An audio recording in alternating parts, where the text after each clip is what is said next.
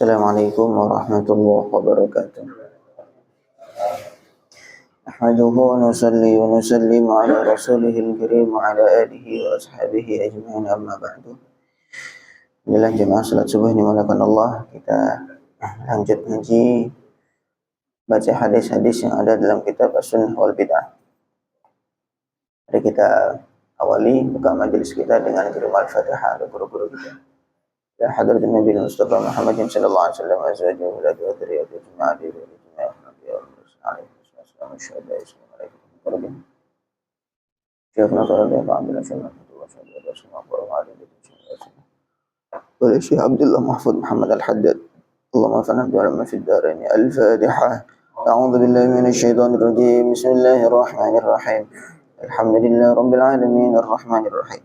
مالك يوم الدين إياك نعبد وإياك نستعين اهدنا الصراط المستقيم صراط الذين أنعمت عليهم غير المغضوب عليهم ولا الضالين آمين. الحديث الواحد والعشرون hadis yang ke-21. Hadits Lailatul Qadri, hadis tentang Lailatul Qadar. Wa qaulir Rasul sallallahu alaihi wasallam, dan sabda Nabi sallallahu alaihi wasallam, ara ru'yakum qad tawata'at. Ara, aku melihat ru'yakum, mimpi-mimpi kalian, para sahabat, qad tawata'at, saling sesuai. Faltamisuha, maka carilah Lailatul Qadar itu fil ashril awakhir, pada 10 malam terakhir. Wa huwa fi sahih, hadis ini dalam kitab Sahih Bukhari atau Muslim. Ini masih membahas tentang penerimaan Nabi atau sikap Nabi sallallahu alaihi wasallam terhadap hal-hal yang baru yang tidak beliau ajarkan secara langsung, baik melalui lisan atau perbuatan beliau. Ini hadisnya tidak disebutkan secara full, secara penuh, tapi yang hadis ke-21 ini tentang bagaimana Nabi sallallahu alaihi wasallam menerima mimpi para sahabat. Waktu Nabi SAW menyampaikan bahwa Lailatul Qadar itu disembunyikan oleh Allah. Sudah, pokoknya awalnya waktu Nabi SAW mau memberitahukan, sebenarnya sudah mau datang wahyu tentang kapan itu Lailatul Qadar. Tapi kemudian ketika Nabi keluar rumah, berjumpa ada beberapa sahabat itu sedang bertengkar. Sedang berdebat lah, pokoknya bertengkar. Nah, kemudian Nabi mengatakan, sebenarnya saya keluar nih mau ngasih tahu kalian tentang kapan itu Lailatul Qadar. Tapi ternyata gara-gara ada pertengkaran di antara kalian, wahyu itu atau ilham itu nggak jadi datang. Kemudian kata Nabi, itu istilahnya efek dari pertengkaran itu begitu. Sebuah kebaikan itu nggak jadi turun. Akhirnya kata Nabi, mudah-mudahan jadi kebaikan untuk kalian. Mudah-mudahan jadi kebaikan untuk kalian, disembunyikannya atau dirahasiakannya Lailatul Qadar itu, mudah-mudahan menjadi kebaikan. Bagaimana kebaikan? Kalau misalkan tahu Lailatul Qadar itu kapan, justru malah bergantung pada itu saja. Misal dikasih tahu Lailatul Qadar malam 21, maka nanti awal-awal malas saja nunggu, pokoknya begitu malam 21 baru semangat, baru ibadah. Lepas itu udah lemas lagi, karena merasa sudah dapat Lailatul Qadar. Tetapi kalau dirahasiakan, justru kita malah semangat. Dari malam pertama ada yang i'tikaf, malam kedua terus karena ada penasaran mendapat Lailatul Qadar, akhirnya semangat terus setiap malam. Nah, di sini dalam hal ini ada beberapa sahabat tuh mimpi, dikasih tahu bahwa Lailatul Qadar itu malam ke-27. Kemudian laporan sama Nabi, beberapa laporan sama Nabi. Maka Nabi berkomentar, ara ru'yakum qad tawata'at. Menurut saya melihat bahwa mimpi-mimpi kalian itu saling mencocoki. Maksudnya mencocoki satu dengan yang lain, dan mencocoki juga dengan syariat, maksudnya tidak bertentangan ini. Kemudian Nabi mengatakan, faltamisuha fil ashril awakhir, kalau begitu carilah di 10 hari terakhir. 10 hari, 10 malam terakhir itu.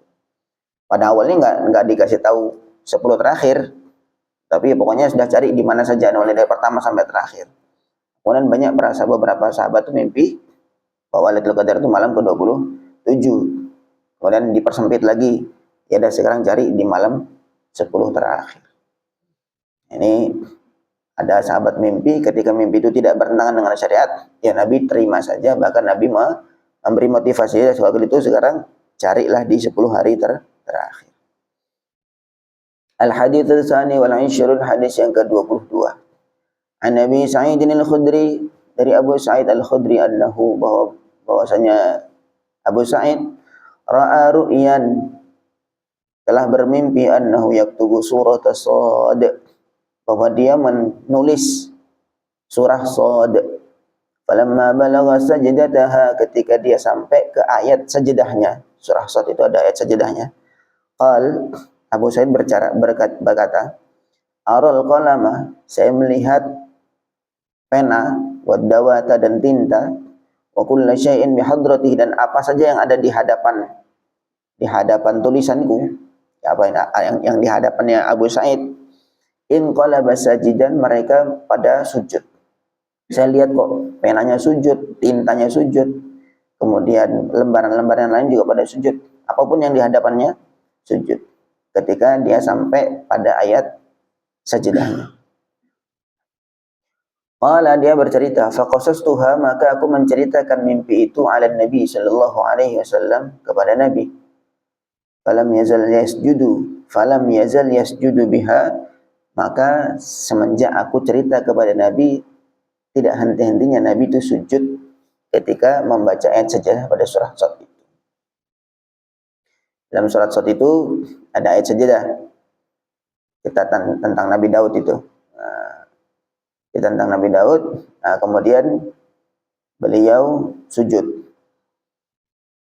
Ini tidak dijelaskan secara panjang, tapi ringkesnya bahwa Nabi itu awalnya tidak sujud dengan ayat sajadah yang ada di Shad itu, karena memang di kata para ulama ini juga yang ada di surah Shad itu ayat sajadahnya itu sujudnya sujud syukur, bukan sujud tilawah, tapi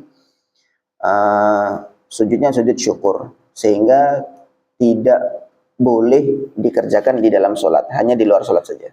Kalau di dalam sholat, dalam mazhab Syafi'i, maka sholatnya batal. Kalau tahu bahwa itu adalah sujudnya sujud syukur, bukan sujud tilawah, kemudian dikerjakan di dalam sholat, maka sholatnya batal. Kalau tahu dan sengaja mengerjakan itu di dalam sholat. Tapi kalau di luar sholat, maka tetap dianjurkan untuk sujud. Ini Nabi mengerjakan sujud ketika membaca ayat sajadah pada surat Shad itu, berdasarkan atau mengikuti apa yang dimimpikan oleh Abu Sa'id al-Khudri. Abu Sa'id mimpi ketika nulis surat Shad, kemudian sampai pada ayat sajadah, kemudian apa-apa yang ada di situ pada sujud semua. Ayatnya gimana itu? Fastaghfara rabbahu wa kharra raki'an wa anab. Nabi Daud istighfar kepada Allah, wa kharra raki'an wa anab, kemudian tersungkur sujud dan taubat kepada Allah. Nah, akhirnya Nabi pun ikut sujud juga setelah mendengar mimpi dari Abu Sa'id al-Khudri. Dan itu memang cocok, memang ayatnya tentang Nabi Daud sujud, tetapi Nabi tidak diberitahu oleh Allah Subhanahu wa taala bahwa ini ayat untuk sujud. Tetapi mimpinya Abu Sa'id, wah ini cocok juga ini untuk sujud. Tetapi ini sujudnya sebenarnya setelah itu dijelaskan oleh para ulama fikih, fuqaha, bahwa itu sujudnya sujud syukur, bukan sujud tilawah. Al-hadits tsalits wal 'ishrun. Hadis yang ke-23, an Jabir bin Abdullah radhiyallahu anhu. Qal jaa Ubay ila Nabi sallallahu alaihi wasallam. Ubay bin Ka'ab, qari'nya sahabat, datang kepada Nabi. Faqal, maka dia berkata, ya Rasulullah, kana minni lailata syai'un fi Ramadan. pada Ramadan, pada bulan Ramadan tadi malam saya ada sesuatu yang terjadi. Qal, Nabi bertanya, wa madzaka ya Ubay, apa itu hai Ubay? Qal, dia menjawab, niswatun fi dari, ada beberapa wanita di rumahku, ya mungkin istrinya atau ibunya atau anak-anaknya. Qulna, mereka berkata, inna la naqra'ul Qur'an, kami semua tidak bisa baca Al-Qur'an. Fanusalli bi sholatika, maka kami solat dengan solatmu. Maksudnya kami bermakmum dengan kamu. Ayo kita solat yuk. Maksudnya solat tarawih di sini ya. Qal, maka Ubay bercerita, fa shallaitu bihinna, maka aku solat dengan mereka 8 raka'atin, 8 rakaat. Tsumma autartu, kemudian aku solat witir. Fakana, maka Nabi shibhar ridha, seakan-akan ridha, walam yaqul syai'an, dan tidak mengatakan apapun.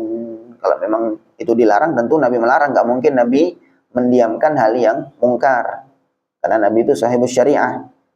Beliau yang mengatur, istilahnya perantara dari Allah Subhanahu wa taala, tentu Allah yang membuat syariat. Perantaranya adalah Nabi. Beliau istilahnya dalam bahasanya itu sahibus syariah, pemilik syariat. Maka beliau tidak mungkin membiarkan hal itu kalau memang itu mungkar atau terlarang, tidak mungkin didiamkan. Rawahu Ibnu Hibban fi sahihihi, diriwayatkan oleh Ibnu Hibban dalam kitab sahihnya. Wa rawahu Abu Ya'la wa Tabarani fil Awsat bi isnadin hasan, diriwayatkan oleh banyak imam-imam yang lain dengan sanad yang hasan. Kama fi Majma'iz Zawaid, sebagaimana dalam kitab Majma'uz Zawaid. Wa ma'lumun, dan telah diketahui, bisa diketahui, anna dzalika, bahwa kisahnya Ubay bin Ka'ab ini kana qabla fi'lin Nabi sallallahu alaihi wasallam, itu terjadi sebelum perbuatan Nabi sallallahu alaihi wasallam laha, terhadap salat tarawih, fil masjidi, di masjid, jamaatan, secara jamaah. Wa illa, kalau memang kita andaikan, seandainya kejadian itu setelah Nabi sallallahu alaihi wasallam salat tarawih, atau salat malam Ramadan itu, la mahtaja ila ardi dzalika 'ala Rasul sallallahu alaihi wasallam, maka ya tidak perlu untuk menceritakan itu kepada Rasul. Rasul sudah nyontoin. Jadi Ubay bin Ka'ab itu salat pada malam Ramadan itu bahkan sebelum Nabi sallallahu alaihi wasallam salat tarawih di masjid bersama para sahabat-sahabat itu. Tapi Nabi ya tidak komentar apa-apa, ya sudah diam aja. Kemudian Ubay cerita, di rumah saya itu ada beberapa wanita, mereka mengatakan, kami tidak bisa baca Quran, tidak banyak bacaan Quran kami. Ayo kita sholat sama-sama, kamu jadi imam, karena Ubay ini koreknya sahabat. Nah, kemudian kami bermakmum.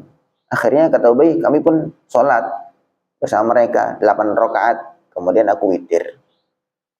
Gimana itu? Nabi diam saja. Nabi diam saja. Nah, kata para ulama yang meneliti hadis ini, bahwa ini kejadiannya Ubay ini, ceritanya beliau sholat bersama orang-orang di rumah itu sebelum terjadinya Nabi SAW praktek sholat taraweh bersama para sahabat di masjid secara berjamaah. Kalau memang setelah itu, yang ngapain cerita lagi kepada Nabi? Nabi sudah mencontohkan, ya sudah, berarti sudah boleh. Maknanya Ubay itu tanya kepada Rasulullah, sebenarnya saya boleh nggak sih begitu? Wa sukutun Nabi sallallahu alaihi wasallam, diamnya Nabi, iqrarun, adalah iqrar, menetapkan. Wa iqraruhu, dan ikrarnya Nabi, tasyri'un, adalah tasyri', aturan, syariat. Wa qabulun, dan penerimaan, lima kana minal masyru', terhadap apa-apa yang termasuk syariat, yang masuk dalam koridor syariat. Kama hiya tariqatuhu wa sunnatuhu sallallahu alaihi wasallam, sebagaimana jalannya Nabi dan sunnahnya Nabi, bagaimana sikapnya Nabi senantiasa begitu. Setiap diamnya Nabi itu iya atau ikrar terhadap apa-apa yang disampaikan kepada beliau. Al-hadits ar-rabi' wal 'ishrun, hadis ke-24, akhraj Ibnu Hibban fi sahihihi an Abi Hurairah radhiyallahu anhu qala, kharaja Rasulullah sallallahu alaihi wasallam, Rasul keluar, fa idzan nasu yusalluna fi nahiyatil masjid, maka beliau melihat para sahabat mereka salat di emperan masjid atau di teras masjid. Faqala sallallahu alaihi wasallam, maka Nabi berkata, ma haula, ngapain mereka itu? Faqila, maka dijawab, unasun, mereka ini para manusia atau para sahabat-sahabat, laisa ma'ahum Qur'anun, mereka tidak punya hafalan Al-Qur'an. Wa Ubay bin Ka'ab, sedangkan Ubay bin Ka'ab yusalli bihim, menjadi imam mereka, mengimami mereka. Wa hum yusalluna bi salatihi, dan mereka salat dengan salatnya Ubay bin Ka'ab, maksudnya bermakmum. Faqal, maka Nabi bersabda, asabu, mereka benar. Atau Nabi bersabda dalam riwayat yang lain, ni'ma ma sana'u, alangkah baiknya yang mereka kerjakan itu. Dalam yang lain, Nabi menyaksikan sahabat-sahabat, mungkin di dalam Ramadan ya, tidak ada keterangan lebih lanjut, sahabat-sahabat sholat di sekitar masjid. Kemudian Nabi tanya, ini ngapain ini? Misalnya bahasa-bahasa ngapain ini kan Nabi kan tidak mencontohkan itu. Kan dijawab itu sahabat-sahabat pada ada punya hafalan Quran yang banyak. Sedangkan Ubay bin Ka'ab yang punya hafalan Quran, dia mengimami mereka. Maka Nabi mengatakan, asobu, mereka benar. Atau Nabi bersabda, ni'ma ma sana'u, alangkah baiknya apa yang mereka kerjakan. Ya, ada hal-hal baru di hadapan Nabi, tidak melalui arahan Nabi secara langsung. Kemudian ketika itu tidak bertentangan dengan syariat, maka Nabi membenarkan, Nabi mengikrar. Al-hadithul khamisul 'ashrun, hadis yang ke-25. Wa akhraj Ibnu Hibban fi sahihihi wa ghairuhu an Sa'd bin Abi Waqqas, dari Sa'd bin Abi Waqqas, anna rajulan, sesungguhnya seseorang jaa ila Nabi sallallahu alaihi wasallam, datang kepada Nabi wa huwa yusalli, sedangkan Nabi sedang salat. Faqal, maka dia seorang laki-laki tadi, dia mengatakan, hinang taha ila shafi, ketika sampai kepada shaf salat, Allahumma inni as'aluka afdala ma tu'ti ibadaka salihin. Ya Allah, Allahumma ya Allah, inni as'aluka, aku mohon kepada Engkau, afdala ma, sebaik-baiknya perkara, tu'ti yang Engkau berikan ibadaka salihin, kepada hamba-hambamu yang saleh. Ya, ketika ada seorang mau sholat jemaah, Nabi sedang sholat. Kemudian orang itu ketika sampai shaf, dia sebelum sholat baca doa, Allahumma inni as'aluka afdala ma tu'ti ibadaka sholihin. Doa sebelum sholat. Ini baru tidak diajarkan oleh Nabi. Falamma qadha Rasulullah sallallahu alaihi wasallam salatahu, ketika Nabi menyelesaikan sholatnya, qal, beliau bertanya, manil mutakallimu anifan, siapa tadi yang berkata, siapa tadi yang mengucapkan doa? Faqala rajul, maka dia menjawab, ana ya Rasulullah, aku ya Rasulullah. Qal, Nabi bersabda, idzan yuqaru jawaduka, kalau begitu, yuqaru, dilukai, jawaduka, kudamu, wa tustashhadu, dan engkau mati syahid fi sabilillahi ta'ala. Maksudnya, kalau begitu dengan ucapan kamu tadi, kamu seakan-akan berjihad fisabilillah sehingga kudamu dilukai dan kamu mati syahid. Kamu mendapatkan pahala berjuang fisabilillah sampai kudamu terlukai dan kamu mati syahid. Allahu Akbar. Qala fi Majma'iz Zawaid, begini diceritakan dalam kitab Majma'uz Zawaid. Coba nih, juga begitu, juga sama doa sebelum sholat. Begitu sampai shaf, kemudian dia mengatakan, Allahumma inni as'aluka afdala ma tu'ti ibadaka sholihin. Ya Allah, aku mohon kepada Engkau apapun yang Kau berikan kepada orang-orang yang soleh. Ya mungkin kekhusyuan sholat, ataupun apapun itu, hidayah, apapun itu. Sebelum sholat, kemudian, ini kan nggak pernah diajar Nabi doa seperti itu. Ya karena dia ingin mau doa saja kepada Allah sebelum sholat. Kemudian Nabi mendengar itu, tanya, siapa tadi yang mengucapkan itu? Saya ya Rasul. Gimana sikap Nabi? Langsung, kamu kok nggak ikut saya? Saya kan nggak pernah baca itu. Nah, bukan begitu Nabi. Justru Nabi memberikan kabar gembira, idzan yuqaru jawaduka wa tustashhadu fi sabilillah. Kamu tuh mendapatkan pahala berjuang fi sabilillah sampai terlukai kudamu dan kamu mati syahid. Bahkan diberi kabar gembira. Allahu Akbar. Al-hadits as-sadis wal 'ishrun, hadis yang ke-26. An Anas dari Sayyidina Anas qala, dia berkata, kuntu jalisan ma'a Rasulillah sallallahu alaihi wasallam, aku suatu hari duduk bersama Rasul sallallahu alaihi wasallam fil halqah, dalam sebuah halaqah, dalam sebuah majelis. Idh ja'a rajulun, tiba-tiba datanglah seorang lelaki, fasallam 'ala nabi, kemudian dia salam kepada Nabi sallallahu alaihi wasallam, wa 'alal qaum, dan kepada yang duduk di majelis. Faqal, maka dia mengatakan, assalamu alaikum. Faqala Rasulullah sallallahu alaihi wasallam, maka Nabi menjawab, wa alaikassalam wa rahmatullahi wa barakatuh.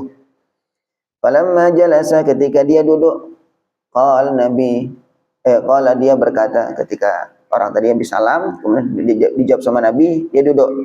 Kemudian dia setelah duduk mengatakan, alhamdulillahi hamdan katsiran thayyiban mubarakan fihi kama yuhibbu rabbuna wa yarda. Alhamdulillah, segala puji bagi Allah, hamdan dengan pujian katsiran yang banyak, thayyiban pujian yang baik, mubarakan yang diberkahi, mubarakan fihi yang diberkahi, kama yuhibbu rabbuna wa yarda, sebagaimana yang dicintai dan diridhai oleh Tuhanku. Faqala Nabi sallallahu alaihi wasallam, maka Nabi bersabda, walladzi nafsi biyadihi, demi zat yang jiwaku berada dalam genggamannya, laqad ibtadaraha 'asyratu amlakin, sungguh telah buru-buru terhadap ucapan kamu tadi, pujian kamu tadi, 'asyratu amlakin, puluhan malaikat, 10 malaikat atau puluhan malaikat. Kulluhum harisun, semua mereka semangat, semua mereka menginginkan, ala ayyaktubuha, untuk menulis pujian yang kamu ucapkan tadi. Famadarau, maka mereka, para sahabat, para malaikat itu tidak tahu, kaifa yaktubunaha, bagaimana cara mereka menulis pahalanya apa yang kamu ucapkan tadi itu. Faraja'u ila dzil izzati jalla dzikruhu, kemudian mereka kembali kepada Allah. Faqal, maka Allah berfirman, uktubuha kama qala abdi, catatlah pahala ucapan itu, kama qala abdi, sebagaimana yang diucapkan oleh hambaku itu. Redaksi pujian. Duduk di majelis kemudian muji Allah, alhamdulillah. Biasanya kan alhamdulillah saja, tapi sama-sama ditambah-tambahin tuh, hamdan katsiran thayyiban mubarakan fihi kama yuhibbu rabbuna wa yarda. Kemudian Nabi mengatakan, kamu tahu enggak, ada puluhan malaikat atau 10 malaikat datang buru-buru kepingin nulis, mencatat apa yang kamu ucapkan tadi itu. Tapi mereka enggak tahu gimana, saking banyaknya pahala itu. Akhirnya ini kama yuhibbu rabbuna wa yarda, sebagaimana dicintai dan diridai oleh Tuhanku. Itu bagaimana mengukur keridhaan dan kecintaan Allah. Akhirnya mereka lapor kepada Allah, gimana kami nulis ini ya Allah.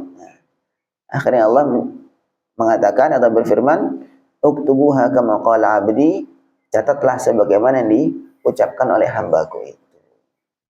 Redaksinya tidak langsung dari Nabi, bahkan dibuat sendiri oleh para sahabat itu. Tetapi Nabi sallallahu alaihi wasallam memberi penetapan, ikrar. Bahkan tidak hanya itu saja, diberi kabar gembira bahwa banyak sekali malaikat yang ingin menulis pahala dari ucapan tersebut. Allahu Akbar. Jadi ini pujian kepada Allah itu secara umum disampaikan oleh Nabi, baik dalam Al-Quran ataupun dalam hadis. Adapun redaksinya seperti apa, dalam hal ini kita punya kelonggaran. Dalam hal ini syariat itu melonggarkan. Bagaimanapun pujian kepada Allah SWT seperti apapun, walaupun Nabi kan nggak pernah nyontohin, iya memang. Tapi ini pujian ini datang secara umum, perintahnya itu. Maka bentuknya seperti apapun, monggo silakan dibuat. Bagaimana seseorang tuh tingkatan dia memuji Allah itu berbeda-beda. Tergantung bagaimana rasa cintanya, tergantung bagaimana ta'zimnya dia kepada Allah Subhanahu wa taala. Maka pujiannya pun berbeda-beda juga. Al-hadits as-sabi' wal 'ishrun, terakhir satu lagi. An Ibnu Abbas, dari Ibnu Abbas, dia bercerita, ataitun Nabi sallallahu alaihi wasallam, aku datang kepada Nabi, fi akhiril lail, pada akhir malam. Ibnu Abbas ini sepupunya Nabi. Fa shallaitu, maka aku salat khalfahu di belakang Nabi. Fa akhadha bi yadi, kemudian Nabi mengambil tanganku. Fajarrani, kemudian menarikku. Hatta ja'alani hidaahu, sehingga posisi aku itu di samping beliau. Yang pertama, Nabi sedang sholat malam. Kemudian Ibnu Abbas itu datang kepada Nabi, ya karena sepupunya biasa ya. Nah, kemudian ikut sholat bersama Nabi. Nabi tahu. Pertama sholatnya di belakang, agak belakangan. Kan sholatnya berdua berarti. Nah, kemudian sholatnya agak belakang. Sama Nabi ditarik tangannya Ibnu Abbas nih, ditarik, dibawa ke samping, sejajar dengan Nabi. Falamma aqbala Rasulullah sallallahu alaihi wasallam, ketika Nabi mulai sholat, falamma aqbala, ketika Nabi mulai, Rasulullah sallallahu alaihi wasallam ala sholati, sholatnya, khanastu, maka aku mundur. Fa shalla Rasulullah sallallahu alaihi wasallam, maka akhirnya Nabi sholat. Ketika sini kamu duduk sini. Pertama Nabi Ibnu Abbas datang di belakang, kemudian Nabi sini taruh di samping. Kemudian mulai Nabi sholat. Ketika sudah sholat, khanastu, aku mundur, kata Ibnu Abbas. Fa shalla Rasulullah sallallahu alaihi wasallam, maka Nabi pun sholat. Falamma sharafa, ketika sudah selesai, Nabi bertanya, ma sya'nuk, kamu kenapa kok mundur? Aj'aluka hidai, tadinya aku menarik kamu supaya ada di samping aku. Fatakhnusu, kemudian kamu kok mundur. Faqultu, aku menjawab, ya Rasulullah, bagi, apakah pantas li ahadin, untuk seseorang, ayyusalliya bihidaika, untuk salat di samping engkau, wa anta Rasulullah alladzi a'taka Allah, engkau adalah Rasul, utusan Allah yang Allah berikan wahyu kepada engkau. Saya tidak pantas ya Rasulullah, engkau tuh Rasul, masa saya sholat di samping engkau? Maka saya malah tidak pantas, maka saya mundur. Padahal Nabi langsung sudah geser dulu supaya di sampingnya Nabi. Maka Ibnu Abbas bercerita lanjut, fa'ajabahu, maka Nabi terkesan dengan sikapnya Ibnu Abbas tadi. Berarti kan karena dia menjaga ta'zim kepada Nabi, ya, dasarnya kan begitu, bukan karena ngengkel, tapi karena ta'zim kepada Nabi. Saya merasa nggak pantas ya Rasul berdiri sampai engkau tuh Rasul, saya ini siapa, kan begitu. Padahal sepupu, masih saudara sama Nabi. Kemudian Ibnu Abbas mundur. Maka ternyata di sini berkatakan qala fa'ajabahu, ternyata Nabi itu terkesan dengan sikap aku, fada'ali, dan maka Nabi mendoakan untuk aku, ayyazidani Allahu ilman wa fiqhan, supaya Allah menambahkan kepada aku ilmu dan kefahaman. Allahumma 'allimhul kitab wa faqihhu fid din. Ya Allah, tambahkan dia, berikan dia pengetahuan tentang Alkitab, tentang Al-Quran, dan fahamkan terhadap agama. Itu dari mana? Dari terkesannya Nabi ketika melihat Ibnu Abbas itu seperti itu. Nah, ini juga dijadikan dasar oleh para ulama bahwa al-adab muqaddamun alal amr. Adab itu didahulukan daripada perintah. Adab itu lebih didahulukan daripada perintah. Nggak hanya ini saja. Waktu Sayyidina Abu Bakar, saya pernah suatu ketika Sayyidina Abu Bakar ngimamin sahabat, tunggu Rasul nggak datang nih, lama Nabi nggak datang. Akhirnya Abu Bakar maju. Waktu itu Nabi sedang sakit. Kemudian Abu Bakar akhirnya sholat bersama para sahabat. Kemudian tahu Rasul datang, ya, tahu Rasul datang. Rasul itu kan rumahnya pas di samping Masjid Nabawi, ya, rumah Sayyidah Aisyah itu nempel satu tembok. Nah, kemudian tahu Nabi datang, maka Abu Bakar langsung mundur. Abu Bakar langsung mundur. Supaya Nabi langsung jadi imam, begitu. Nabi sebenarnya isyarat, tetap aja terus jadi imam. Ternyata Abu Bakar mundur. Akhirnya Nabi jadi imam. Ditanya kenapa kok begitu? Ya karena saya nggak pantas, saya kok menjadi imamnya Rasul Sallallahu Alaihi Wasallam. Dan Nabi mengikrar, Nabi memuji sikap Abu Bakar itu. Dari sinilah tidak hanya satu kasus saja sahabat itu seperti ini, sehingga para ulama mengambil kesimpulan bahwa al-adab muqaddamun alal amr. Adab itu lebih didahulukan daripada perintah. Jadi ini sikapnya, konteksnya bukan ngengkel, tetapi adab dengan Rasul SAW. Sebagaimana biasanya redaksi salawat tuh. Nabi kan ngajarin nggak pakai Sayyidina.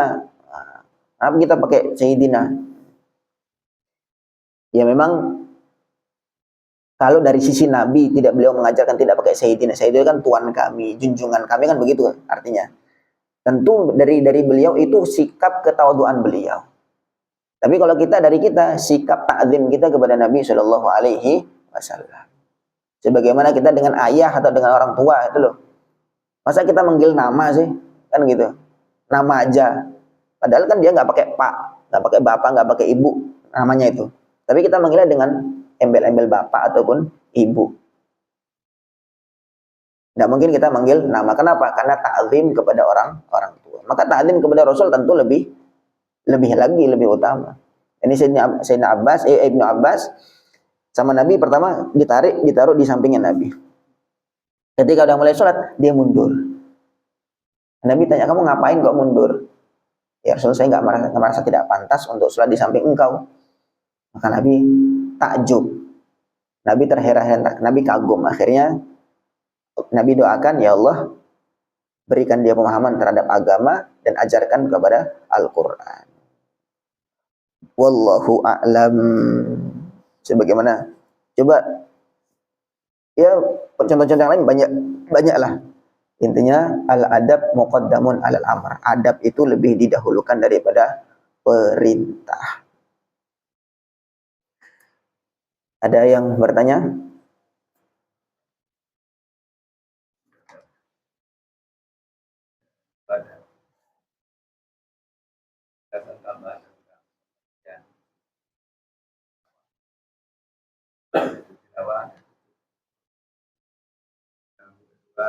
Kasus lapangan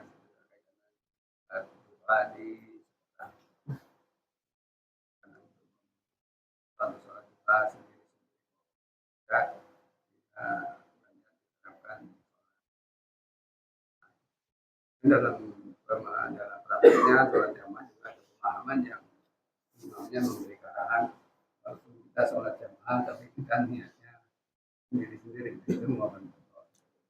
Oke. Yang pertama apa tadi pertama? Sujud ya. Sujud syukur dengan sujud tilawah. Kalau sujud syukur itu hanya boleh dikerjakan di luar sholat. Tidak boleh di dalam sholat. Karena sujud syukur ya sujud karena syukur. Kemudian kalau sujud tilawah, sujud karena membaca ayat sajadah. Dan itu bisa dikerjakan baik di dalam sholat ataupun di luar sholat. Nah kemudian memang khilaf di antara para ulama. Ayat sajadah yang ada di surah Shad itu masuk ayat sajadah atau tidak. Sehingga mayoritas ulama Syafi'iyah terutama itu mengatakan bahwa itu termasuk ayat sajadah tapi khusus di luar sholat saja. Surah Shad setelah As-Saffat itu. Sehingga kalau dikerjakan di dalam sholat itu kalau tahu tentang ketidakbolehannya sujud itu maka batal kalau disengaja. Tapi kalau tidak tahu ya tidak apa-apa. Karena memang di Al-Quran juga logonya, tandanya tetap ayat sajadah. Tapi dalam kitab-kitab fikih itu, dalam surah Shad itu khilaf. Sebagian mengatakan masuk itu sujud tilawah, ayat sajadah, sehingga dia dianjurkan untuk sujud tilawah, sebagian mengatakan tidak. Itu. Kalau sujud syukur, itu maksudnya sujud ya karena syukur. Nah kemudian di sini sujud syukur karena Nabi Daud diterima taubatnya oleh Allah SWT. Maka Nabi Daud sujud karena syukur. Kita pun juga ikut sujud karena mendengar cerita tentang Nabi Daud syukur diterima taubatnya. Tapi kalau dalam ayat yang lain itu memang kebanyakan perintahnya ikut sujud. Perintahnya ayat itu tentang sujud, kemudian kita ikut sujud dengan perintah dari ayat tersebut. Nah, tapi kalau di sini ada Nabi Daud cerita Nabi Daud diterima taubatnya oleh Allah SWT. Nah, kemudian sujud syukur, maka kita pun ikut sujud syukur bersama sujudnya Nabi Daud itu. Nah, tapi dijelaskan lebih panjang dari para ulama fikih bahwa ini khusus di luar sholat saja. Gitu ya. Nah, kemudian untuk sholat duha, sholat duha ini sebenarnya sholat yang tidak disunahkan untuk berjamaah.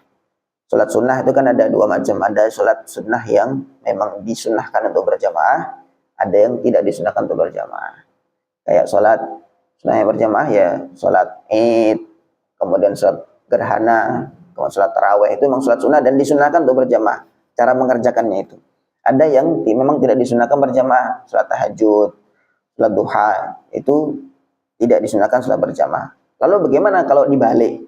Sholat sunnah yang dikerjakan disunahkan berjamaah, kita sholat sendiri, sholat taraweh sendiri, boleh saja.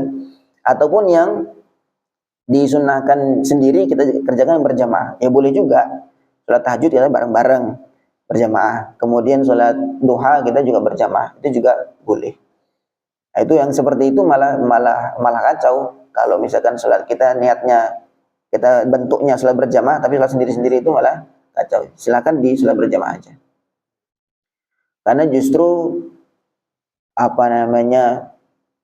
itu bermasalah nanti. Dalam sahnya sholat itu bermasalah. Ketika kita tidak bermakmum, kita tidak niat bermakmum, kemudian kita menggantungkan sholat kita dengan orang lain. Ya bukan imam, kan dia orang lain kan, kita nggak bermakmum dengan dia kan gitu. Nah, itu namanya menggantungkan sholat kita dengan orang lain tanpa kita bermakmum dengan dia. Maka itu bisa bermasalah dalam sahnya sholat. Kalau tahu itu, rukuknya nunggu orang di depan, sujudnya nunggu orang di depan, padahal bukan imam, dia nggak bermakmum kan begitu. Maka silakan solusinya tidak apa, silakan berjamaah aja. Salat sunnah itu salat duha termasuk itu salat yang tidak disunahkan untuk berjamaah. Tapi ada maslahat untuk pendidikan dan lain sebagainya, monggo apa-apa dikerjakan berjamaah. Salat rawatib misalkan gitu, salat ba'diyah, qobliyah tidak disunahkan berjamaah, tapi karena mungkin pendidikannya di pesantren ataupun di sekolah dan sebagainya, buat berjamaah enggak apa-apa. Gitu nggih? Ada lagi? Mudah-mudahan difahami ya. Ini masih baru 27. Ini sampai 71 hadis tentang bagaimana sikap Nabi terhadap hal-hal baru yang tidak langsung dari dari lisan beliau atau dari perbuatan beliau. Beliau melihat ada, ini kenapa nih? Ini apa ini? Kamu buat apa? Nabi bertanya bahkan pada para sahabat. Ini ada puluhan hadis tentang itu. Maksudnya jangan sampai mudah gara-gara Nabi nggak lakukan terus kita nggak boleh. Bukan begitu. Tapi patokannya adalah syariat. Wallahu alam. Subhanallah bihamdihi, subhanakallahumma bihamdika, asyhadu an la ilaha illa anta, astaghfiruka wa atubu ilaik. Assalamualaikum warahmatullahi wabarakatuh.